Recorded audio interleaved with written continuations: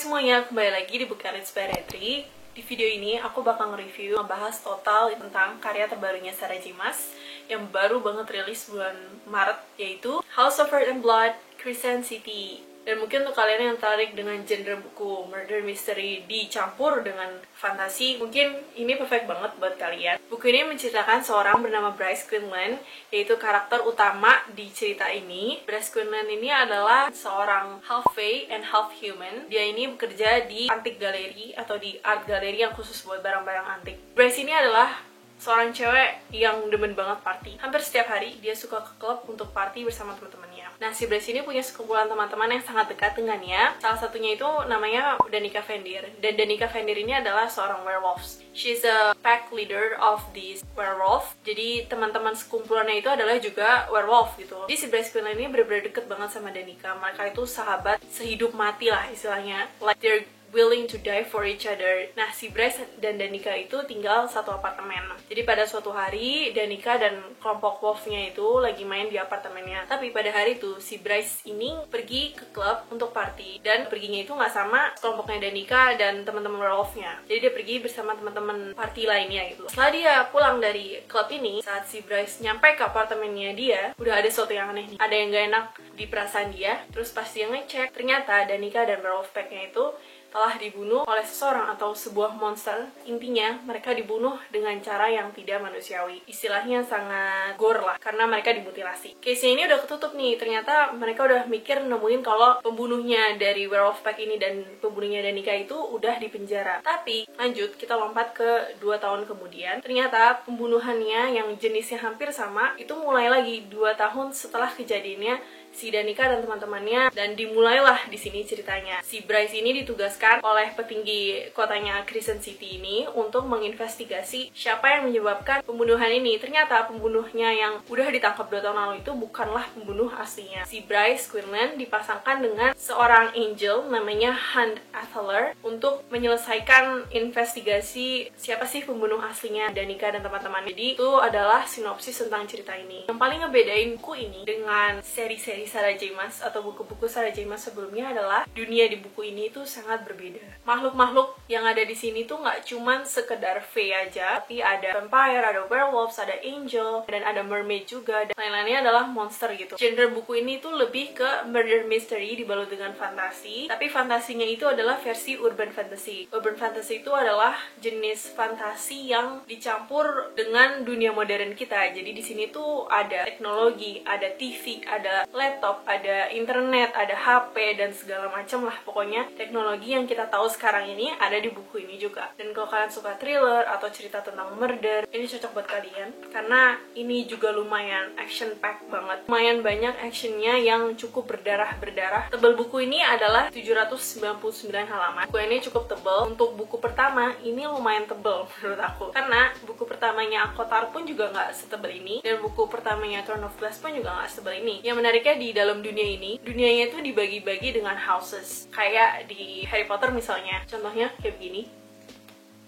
Di dunianya House of Heart and Blood itu, planetnya ini namanya Midgard. Planet Midgard ini punya kontinen kayak benua Amerika, benua Eropa. Nah, nama benuanya itu ada Pangera dan Valbara. Crescent City ini letaknya ada di benua Valbara. Sementara di benua Pangera itu, kotanya adalah Eternal City. Yang dimana Eternal City itu pusat kota para petinggi-petinggi dunia yang megang planet Midgard ini. Jadi istilahnya para petinggi-petinggi dari semua creature yang ada di planet ini, letaknya itu ada di Eternal City. Jadi, di buku ini, dunianya itu dibagi dengan 4 houses. Yang pertama, sesuai dengan nama seri ini, adalah House of Earth and Blood. House of Earth and Blood itu adalah house-nya untuk para creatures kayak shifters, humans, witches, ordinary animals, dan lain-lain. Yang kedua adalah House of Sky and Breath, terdiri dari angels, fae, elementals, I don't know what it is, sprites juga aku nggak tahu itu apa. Dan house yang ketiga adalah House of Many Waters. House of Many Waters terdiri dari river spirit, mermaid, water beasts, nymphs. Intinya House of Many Waters itu adalah makhluk-makhluk yang tinggal di dalam air atau lautan gitu. Dan yang terakhir, house keempat adalah House of Flame and Shadow,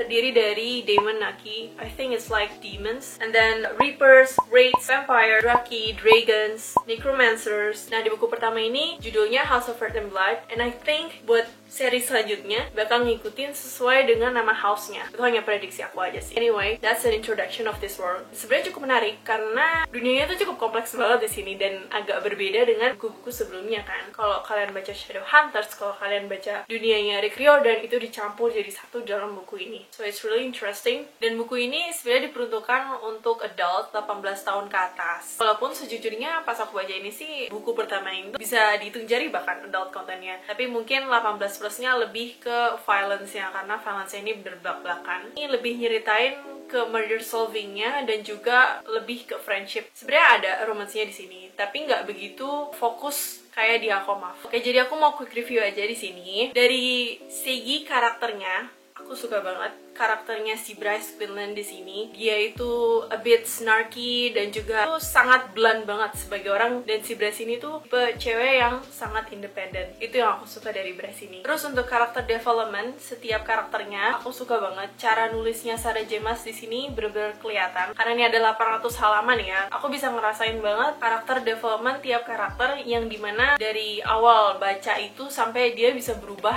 pelan-pelan. Saat baca pun ngerasain juga gitu. Lama-lama akhirnya tiap karakter tuh berubah menjadi yang baik, walaupun pada awalnya mereka ini adalah karakter yang gak perfect, punya kesalahan juga gitu. Nah, sekarang lanjut ke sisi plotnya, dan aku suka sama plotnya karena banyak twistnya, like there's a lot of turn and twist. Jujurnya aku tuh jarang banget baca novel murder mystery, dan si Sarah J. Maas ini khusus untuk di buku ini lumayan ada beberapa twist yang gak aku duga-duga gitu loh istilahnya. Yang bikin aku suka sama buku ini adalah actionnya. Ini tuh kalau dijadiin film tuh kayak modelnya itu film-film action fantasi juga. Actionnya itu yang bener-bener gore banget. Jadi untuk summary aku bakal ngasih 4 bintang dari 5 bintang. Kenapa aku ngasih 4 bintang doang? Karena pada awalnya tuh aku lumayan kesusahan untuk ngerti dunianya yang di sini. Saking banyaknya creatures, houses yang berbeda, dan creaturesnya tuh banyak banget. Nama-nama yang gak begitu familiar. Misalnya planetnya namanya Midgard. Terus tapi dunianya tuh pun gak begitu tentang Norse mythology. Jadi aku agak bingung awalnya kayak gitu. Dunia yang dibikin itu lumayan kompleks banget, jadi aku pace-nya harus pelan-pelan pas awal-awal baca buku ini. Tapi secara plot dan secara penulisannya Sarah J. Maas dan juga karakter-karakternya aku suka banget,